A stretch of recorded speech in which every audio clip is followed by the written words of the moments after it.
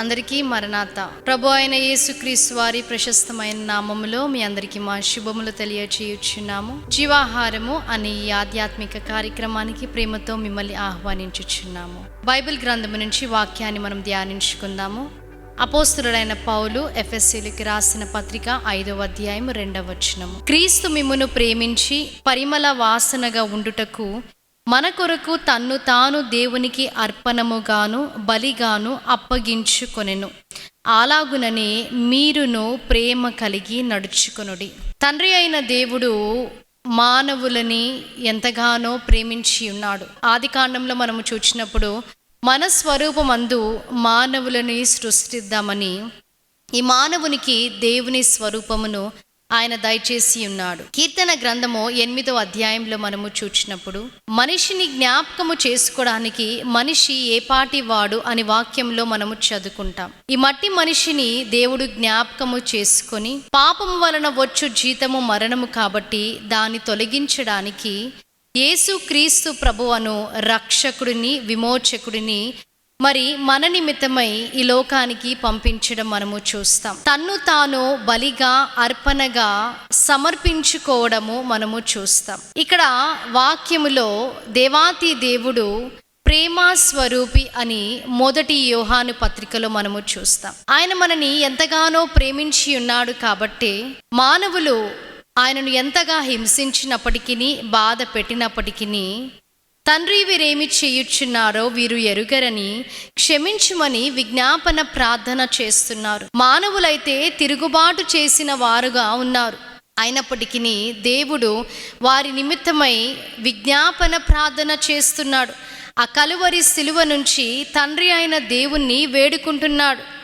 వీరు ఏమి చేస్తున్నారో వీరికి తెలియదు కాబట్టి దయచేసి క్షమించమని మన నిమిత్తమై వేడుకుంటున్న యేసుక్రీస్తు ప్రభువాన్ని మనము చూస్తున్నాం. ఇక్కడ ఆయనలో ఏ తప్పు లేదు, కానీ తన్ను తాను మన నిమిత్తమై సమర్పించుకొని ఉన్నాడు. మనని ప్రేమించి ఉన్నాడు కాబట్టి మనను కూడా ఇతరులను ప్రేమించమని దేవాతి దేవుడు చెప్పుచున్నారు. మత్తయి సువార్త 5వ అధ్యాయంలో మరి కొండ మీద ప్రసంగములో దేవుడు శిష్యులతో మీ శత్రువులని ప్రేమించుడి, మిమ్మల్ని హింసించి వారి నిమిత్తమై ప్రార్థన చేయమని చెప్పడం మనము చూస్తాం. దేవాతి దేవుడు ఎంతగా మానవుని ప్రేమించారంటే సిలువ మరణము పొందినంత రీతిగా తన్ను తాను సమర్పించుకొని ఉన్నాడు. ఆయన సమర్పణ వలనే ఈరోజు మానవునికి రక్షణ అలాగే పాపములకు క్షమాపణ లభించింది.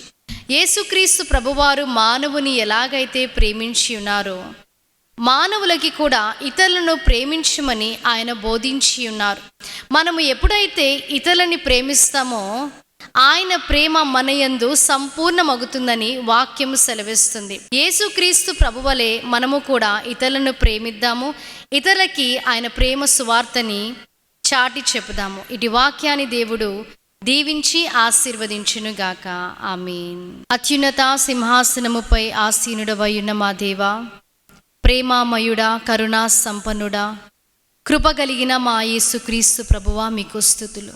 అవును తండ్రి, మా నిమిత్తమై బలిగాను అర్పణగాను తండ్రి మీరు విధేయత చూపించి తగ్గించుకొని మీరు సమర్పించుకొని ఉన్నారు. అందును బట్టి మీకు స్తుతులు. దేవా, మా పాపముల నుంచి తండ్రి మాకు విడుదల దయచేసినందుకు మమ్మల్ని క్షమించినందుకు మీకు స్తుతులు. విన్న వాక్యాన్ని తండ్రి ప్రతి ఒక్కరి హృదయంలో మీరు భద్రపరచండి. యేసుక్రీస్తు నామములో అడిగి వేడుకుంటున్నాం ప్రియ పరలోకపు తండ్రి, ఆమేన్. అందరికీ మరణాత. దేవుడు మిమ్మల్ని అందరినీ దీవించి ఆశీర్వదించునుగాక. ఆమేన్.